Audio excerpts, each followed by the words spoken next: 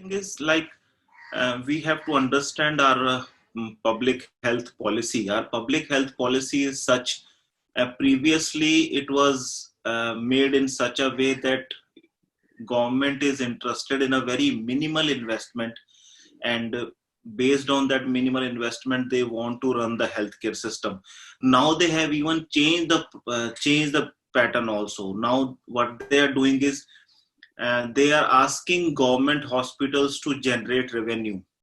Means there are few states who are working well in healthcare system, a healthcare structure, but otherwise overall in a general India's healthcare system, if I will talk, governments are pushing to generate revenue from government hospitals, and then by generating revenue maintain yourself, means maintain your expenses based on that revenue.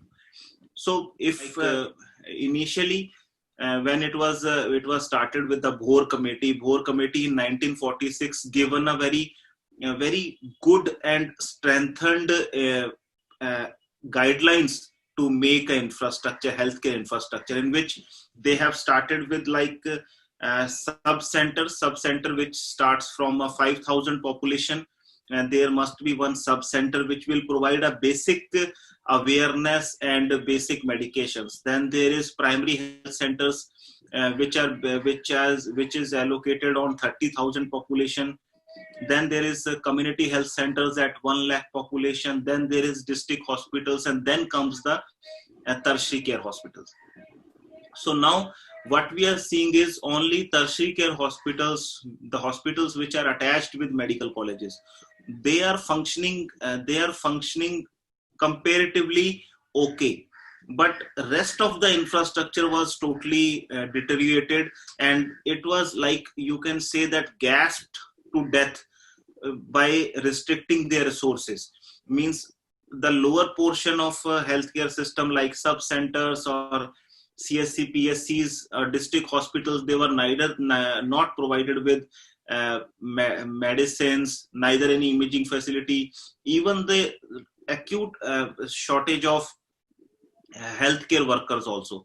If you can see that CSCs, community health centers, which was meant to provide almost all specialized care, means India's healthcare structure allows to provide gynecologist, pediatrician, physician, surgeon, labor room, surgeries, imagings like ultrasound and x-rays. All these things are our infrastructure allows at community health center level.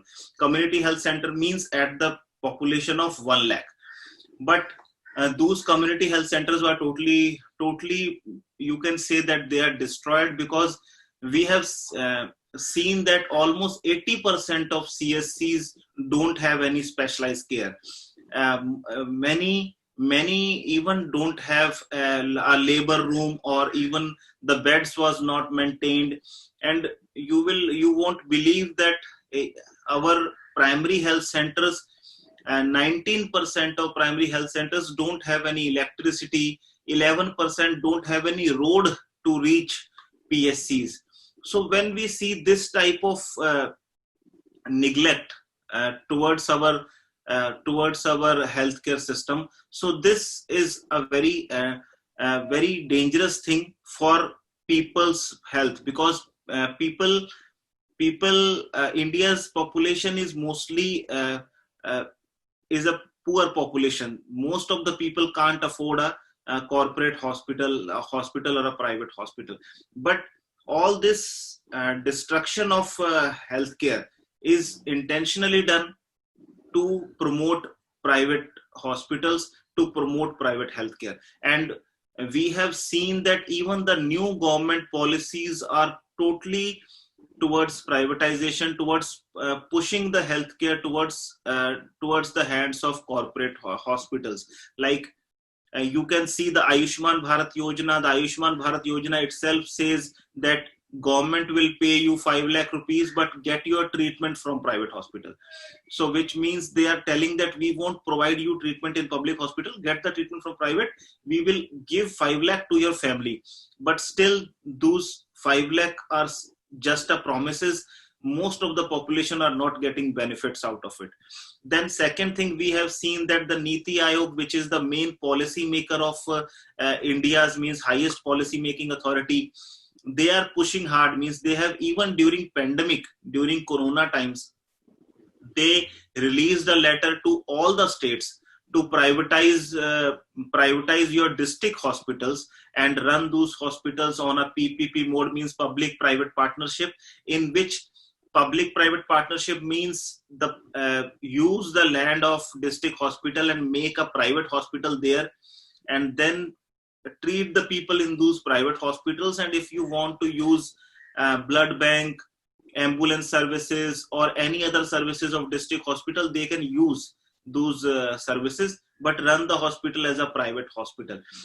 In that, they government try to regulate them by making some cappings in the price list, or government tries to regulate their prices of those private hospitals. But we have seen that in India, regulations are still not working properly. We have seen this. And even if you see previously also, the government has made a regulation of 25% OPDs, 25% OPDs in to be provided to the poor people who have below poverty line, and even 10% of hospital admission beds should also be provided to economically backward section. But all these things were not working properly in India's healthcare system. So the government must realize this thing, and they must know the limitations of India's healthcare system. And we want that now public healthcare, which is becoming the mainstay of treatment, this public healthcare must be strengthened.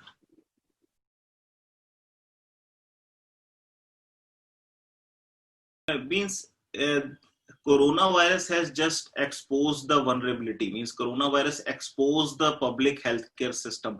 But as a doctors who are working in public healthcare sector from quite a long time, we were raising this concern again and again that India's public healthcare is not equipped to treat all patients. This public healthcare system is collapsing, and government must take some initiatives to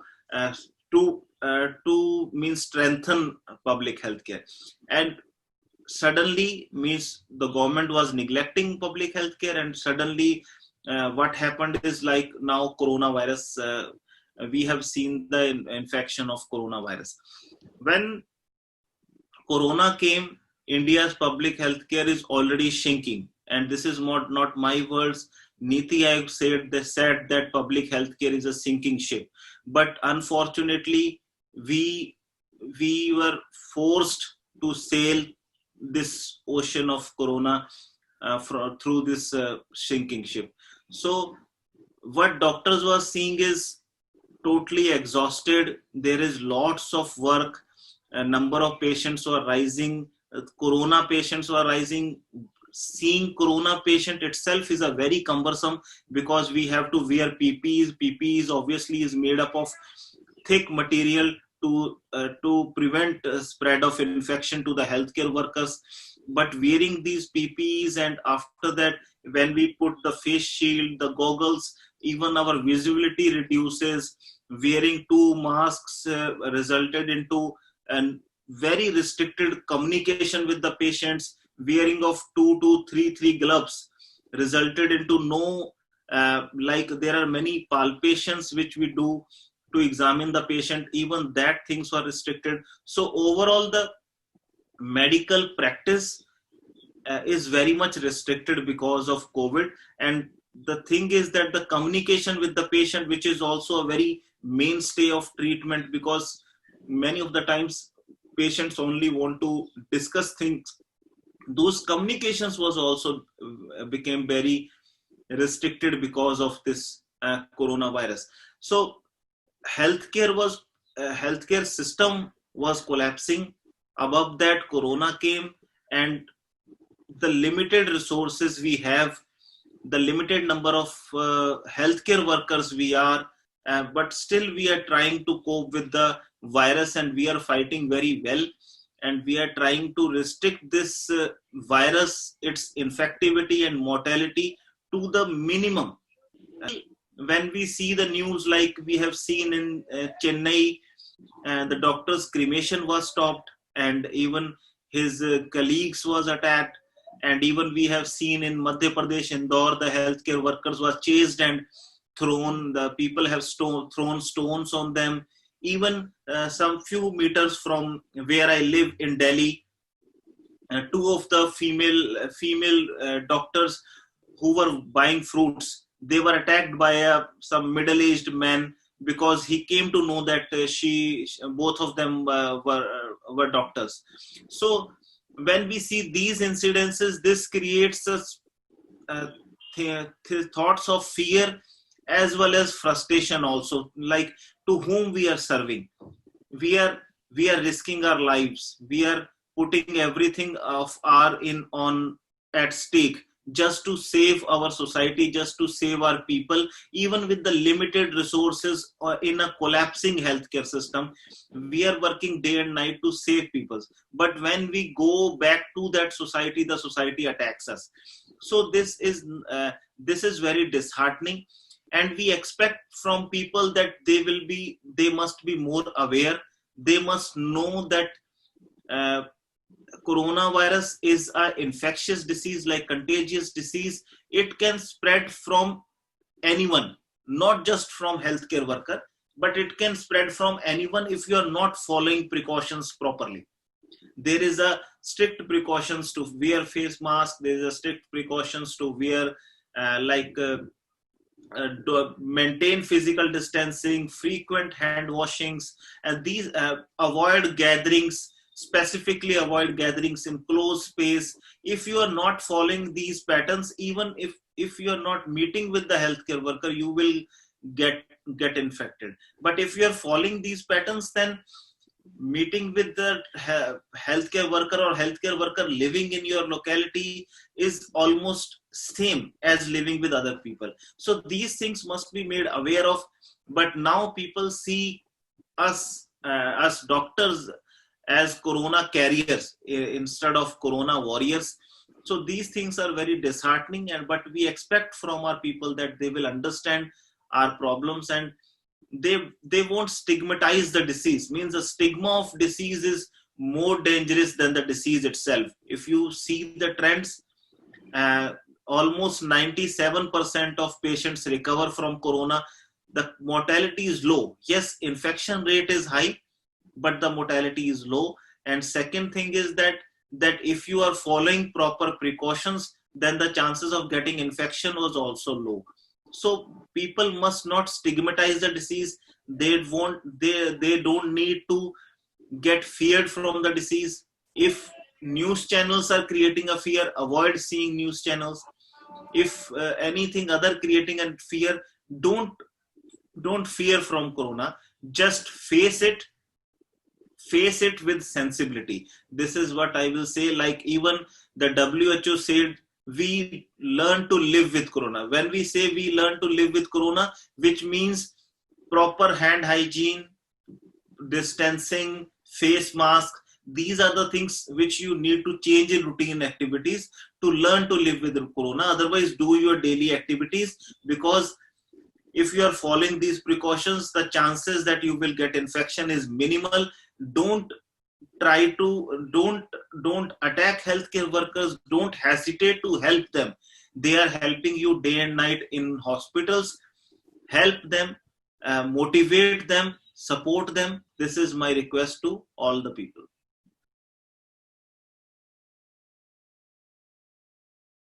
I have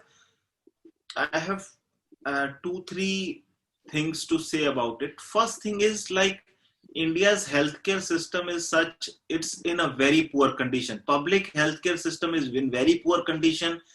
Private hospitals, private healthcare is unregulated, and even if it is not unregulated, it's costly. Everyone can't afford it. So, and second thing is, most of the reachable or most of the accessible hospitals are non-functioning. So people have to travel almost thousands of kilometers to reach a hospital, which is itself is a very cumbersome. Like if someone is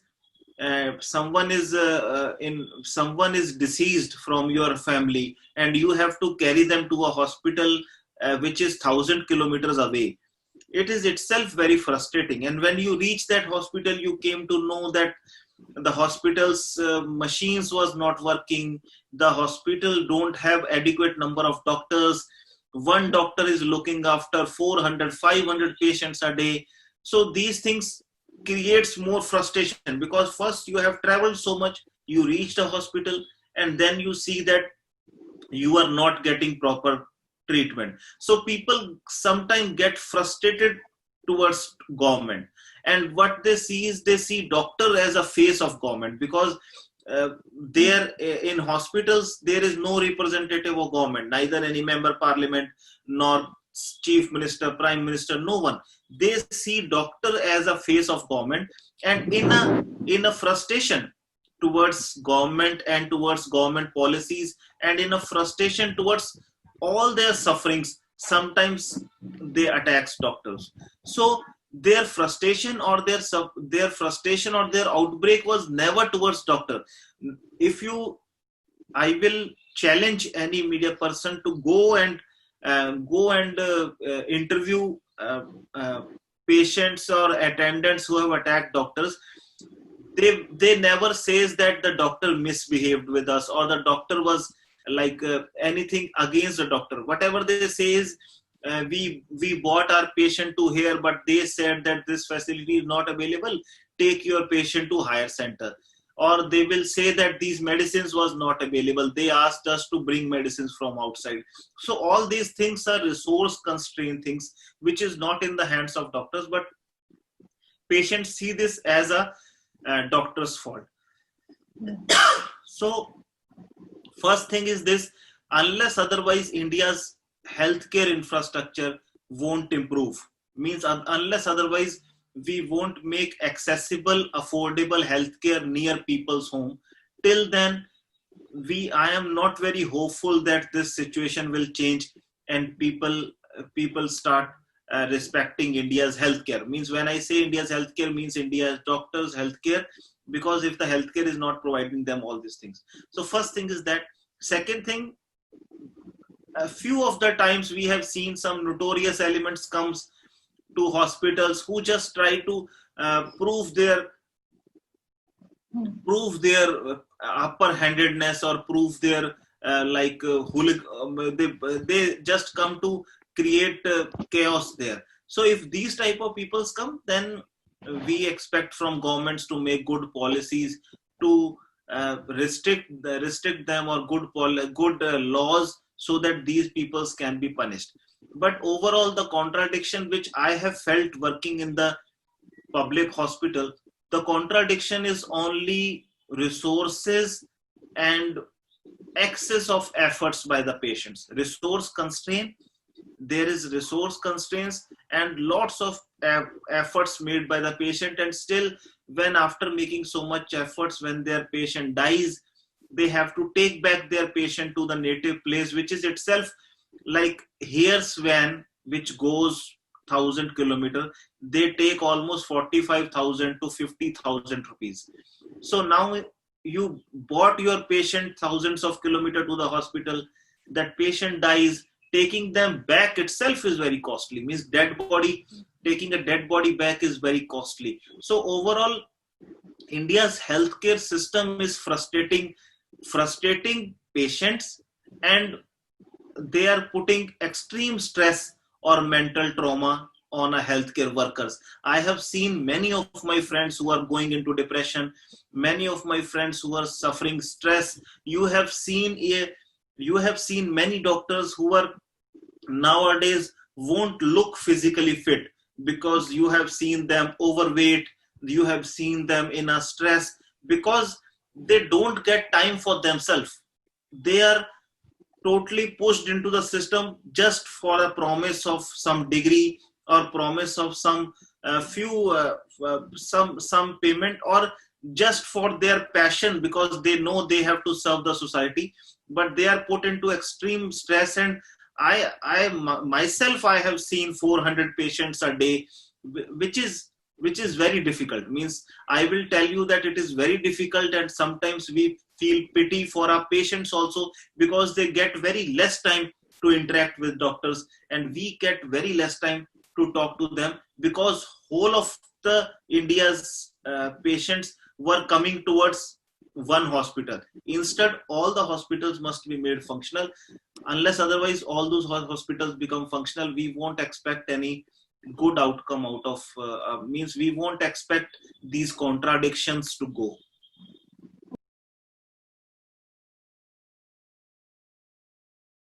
First thing is, like, in our medical fraternity is a privileged society, and we see mostly upper caste dominant, and mostly upper caste dominant fraternity. So there is definitely like there is definitely this is because doctors also reflects what society means. They comes from a society, so when there is a contradictions in the society, when there is discrimination in the society, so we expect that doctors won't show the society from where they comes is also not true. Means they have us they have apprehensions, or they have some restrictions in their minds. But wherever I have worked or I have seen, I have not seen this type of discrimination against any scheduled caste doctor or any Muslim doctors. There are few people, means you can point out them. Why I don't want to generalize things, because there are few people who were known to be affiliated from some organization which is known to work against Dalits and Muslims. So you can point out them, and everyone knows them. Like there are many of my friends who knows those particular doctors who speaks against Dalits, who speaks against Muslims, because they comes from that organization. There is only one organization which is working in this way. Otherwise, in general, I have many of my friends, Hindu friends, many of my Muslim friends, many of Dalit friends, and all of them were living in a very comfortable position, and there is not much like neither any discussion nor any discrimination I have seen in my angle, in my circle. But when we come to know about Dr. Payal Tadvi, the way she was tortured because she was Dalit and Muslim both, so she was tortured in a very bad manner, and she was humiliated and forced to commit suicide. This type of incidences I have also seen in other institutes where students tell that they were discriminated. So if we say that there is no discrimination, this is wrong. There is definitely a discrimination. And if we say that is it as open as it is in the society, no, it is not that open. But yes, internally there is definitely discrimination. Internally, people knows that he or she belongs to a scheduled caste or scheduled tribe, or he or she is a Muslim, and accordingly the people change the way they talk or the way they work. But when it comes to seeing patient, there is impossible. Means I have my experience from AIIMS. I don't know about other hospitals, but my experience in AIIMS, like, we never came to know whether the patient belongs to lower caste or upper caste, unless otherwise you go to the surname or make your mind by yourself, but still you won't come to know. And second thing is, in AIIMS, like, mostly poor people comes and they are given the same treatment, the same way they seen. So mostly there is no, as such, treatment point of view, I have not seen any discrimination. towards the patient. And this is my experience from AIMS. It might be different from some peripheral hospitals. In AIMS, there is no discrimination either nor with Muslims nor with any patient from Dalit community.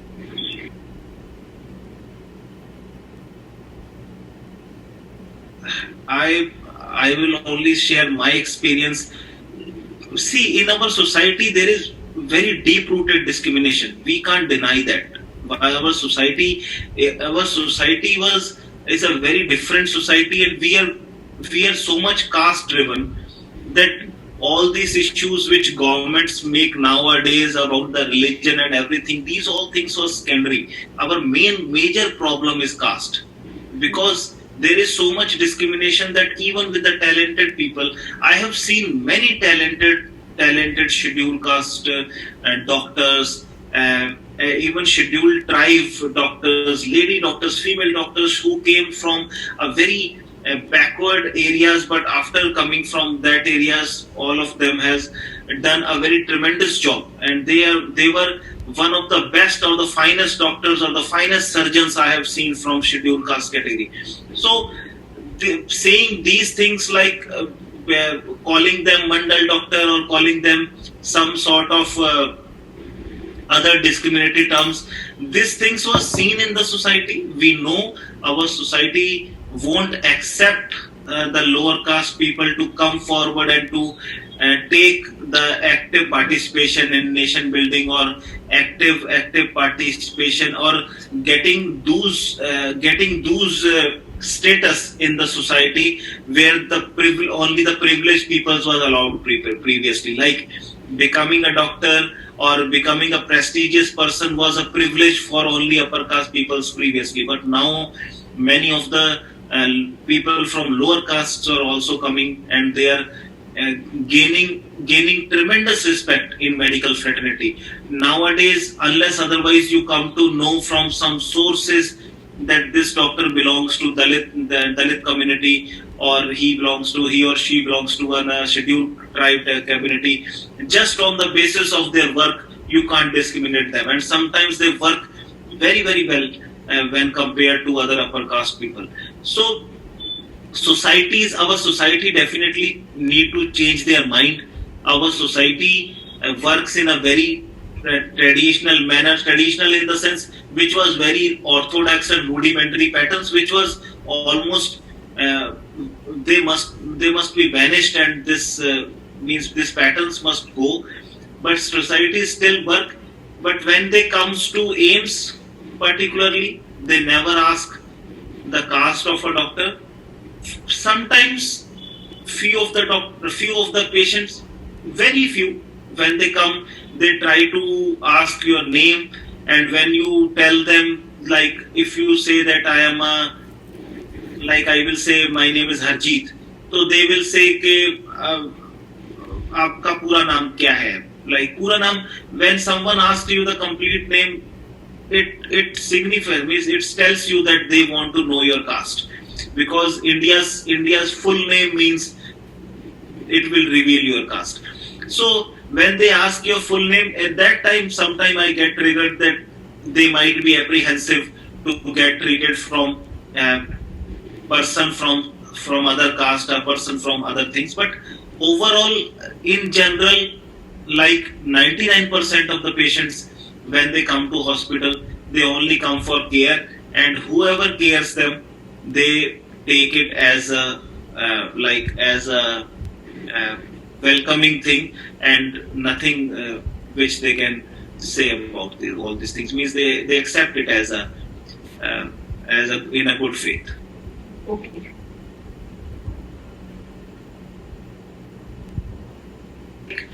The thing is, India's constitution, written by Baba Saheb Ambedkar, the highest authority or the highest figure of Dalits, underprivileged people, or the savior of underprivileged people. And when he has written the constitution, there is a very specific right, the right to faith, belief, and worship. The rights was given.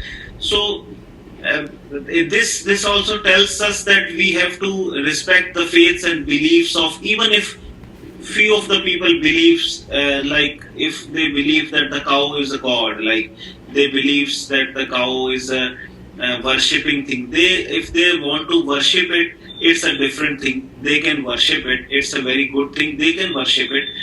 But overall, uh, saying that uh, beef must be banned, which is not banned by government, even no other Hindutva government will come ever. If this BJP, which is a most Hindutva government, they came from RSS background, which is a Hindutva ideology organization. So when they are in the power, they have not banned they have not banned beef or something, but just by creating, and they just create a nuisance by beating few of the people from here and there. So overall, now the government's push towards government, like, or the narrative was made in such a way that they are pushing everything towards a vegetarian food, which is very difficult to provide all the nutritions. The way India faces malnutrition, the way we have seen infant mortalities, even the stillborn people born, even the pregnant ladies won't get the proper nutrition if they won't consume animal meat. So meat is a very important source of protein, which must be needed in a societies like Indian society, where people are so poor they can't afford to buy fruits and vegetable and take adequate nutrition from it. So this now the question comes that why medical community won't discuss this. The issue is like medical community, India's medical community is still in a very evolving phase. Means they won't discuss social contradictions. This is the thing. When you try to discuss social contradictions, social problems, they says that this is not our problem. It's a political issue. You want to become a politician. Why you are discussing these things? So they point out you, and they try to make you. They try to present you as a politician rather than being a concerned person, because it's a very important issue of nutrition. But they try to point it. So India's doctor or India's health workers has still not evolved to a level where they can discuss political issues, political social issues. This is not political. Politics is all about social issues. So discuss social issues, discuss social contradictions, and to give statement accordingly. Now I have tried to make an association. It's a progressive medicals and scientists forum, which have many doctors and intellectuals, basically from medical field, and doctors and intellectuals, like even if the PhD, if someone is doing PhD in medical field, we are group of those doctors, and now we discuss social issues. Now we discuss these things to talk about beef issue, and to talk about other caste issues, discriminations, and all these things. Now we discuss. We also give statements in favor of those things. So yes, we are still evolving, but still now these issues of beef, issues of cow worship, and how we see meat protein as a useful source of nutrition, these things are still not discussed as at large scale as it must be, as it's expected from an intellectual society.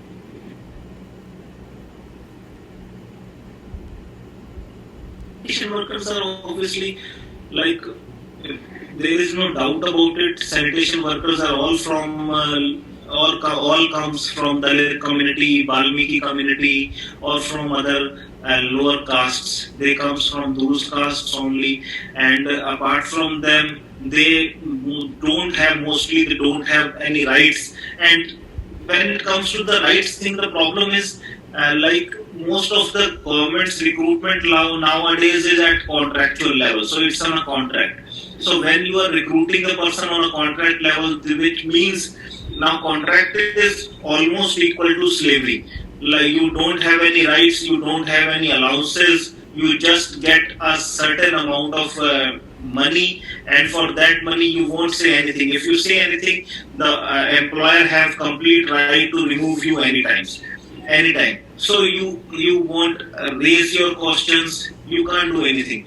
The same happens in AIMS and in any of institute in India. Like most of them were on contract. So the situation is not very good. They don't have much rights. They don't get the proper wages. They are not provided with any allowances or any accommodation or any sort of facilities. So overall, this is just the situation is as poor as we see in anywhere in India.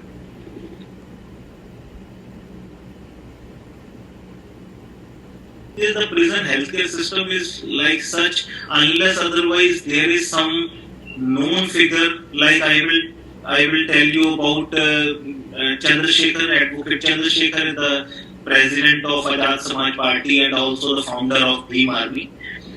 He was suffering from some condition, and I am his physician. I was looking after him, and suddenly he was arrested because he protested for anti-CEA. He got arrested, and when he was taken to jail, and during that time he was supposed to go to undergo phlebotomy, which is a procedure to remove some blood from his body so that his circulation remains in a normal manner. So he was in the jail. He asked the jail authorities, he told his condition to the doctors of jail, but still no one is listening to him, and his condition was deteriorating day by day. I raised the issue on Twitter, I raised at certain platforms, and we have to go to court. I have taken his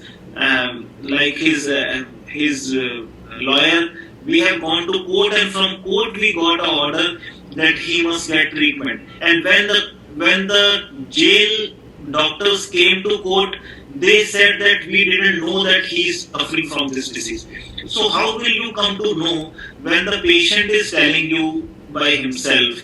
I was raising questions. There is almost so much discussion in media about his problem, but still they go scot free by saying that we didn't know about his conditions. And after doing so much things, then only I was able to provide him the treatment he deserves.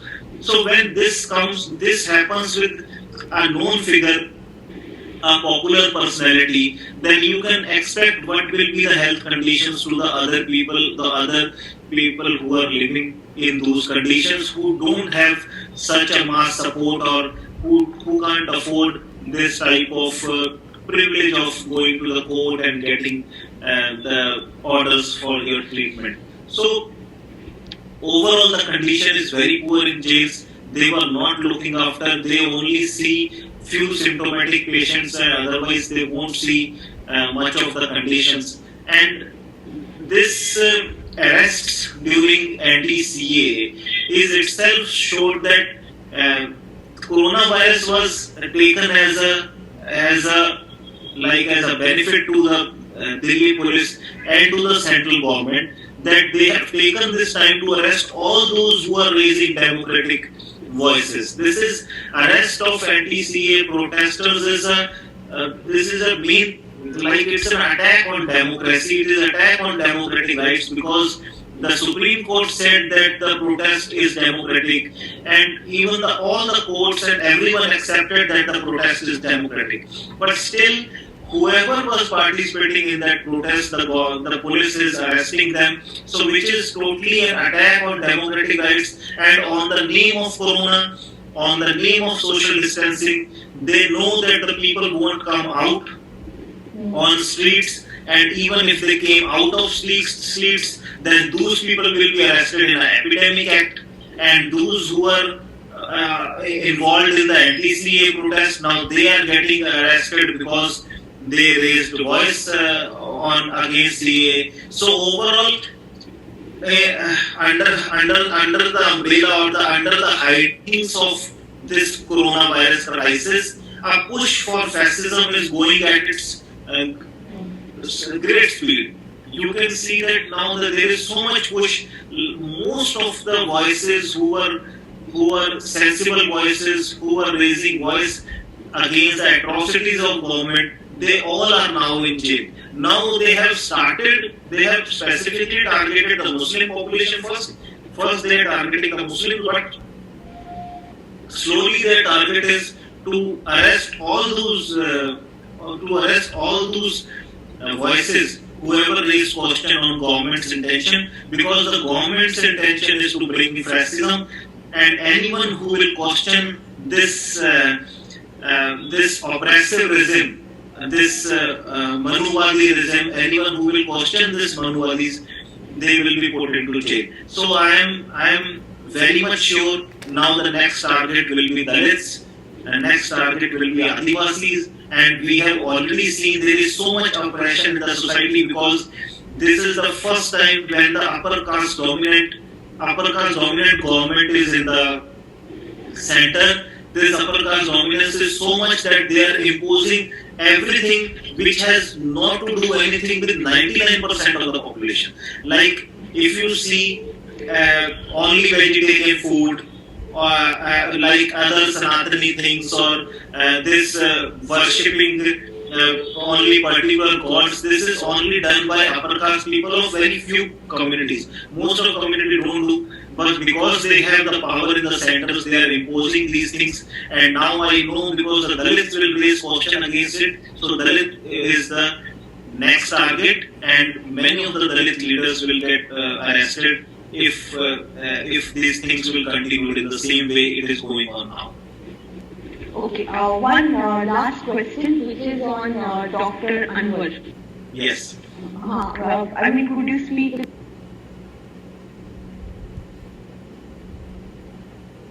I'm totally shocked to see this.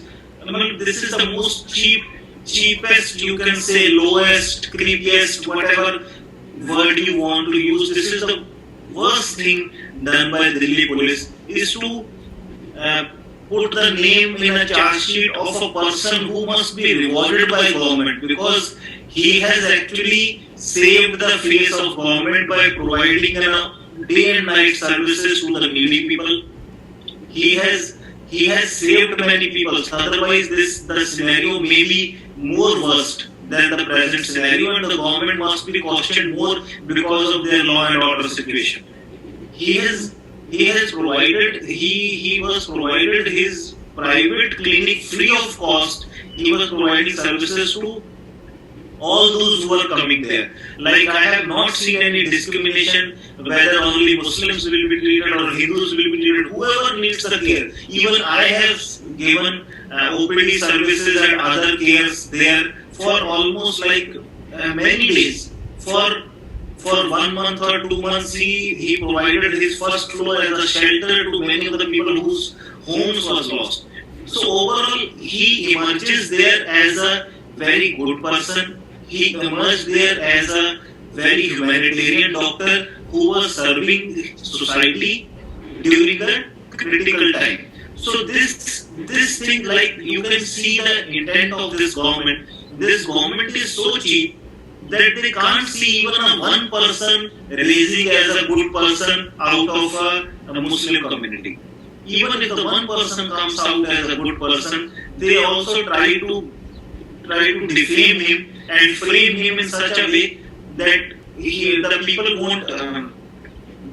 won't see him in a respect the way they are seeing him right now. So that's why all the name in the charge sheet that he instigated people. I have never seen him instigating anyone. I have only seen him treating patients. He was treating patients day and night.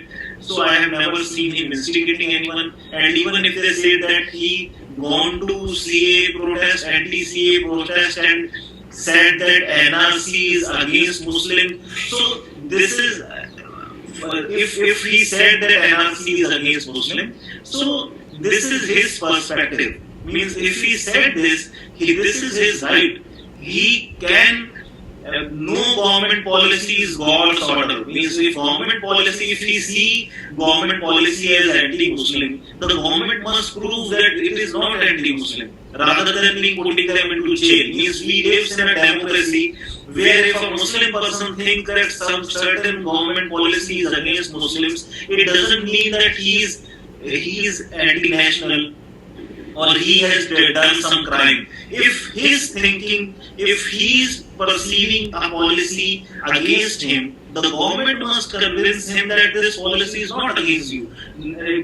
Instead, our government see anyone who questions this government, they see them as a traitor, they put them behind bars, and this is what we are seeing in this case of Dr. Zanwar, which is a very like this will put Delhi police into a very dark light. So they must, the government must refuse, means the government must take back all the charges, whatever they put on Dr. Anwar, and they must give him a clean sheet and allow him to serve humanity. At least if Delhi police can't serve by themselves, let others serve the society. At least Delhi police must understand this.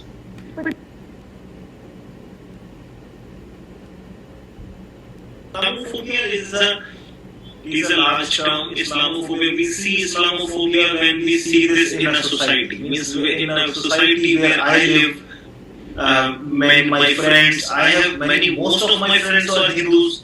Like we live in a Hindu dominant, Hindu in a population wise a dominant society. We live in it. Most of my friends are Hindu, but I have never seen in their minds that they are against Muslim or they are Islamophobic or they are not, they are disliking Muslims. But the policymakers, and specifically this government, because this government comes with an agenda. Their ideology is very clear. They want to divide India on the basis of religion, and they were doing it previously also. Even the 1947 partition was also based on this ideology.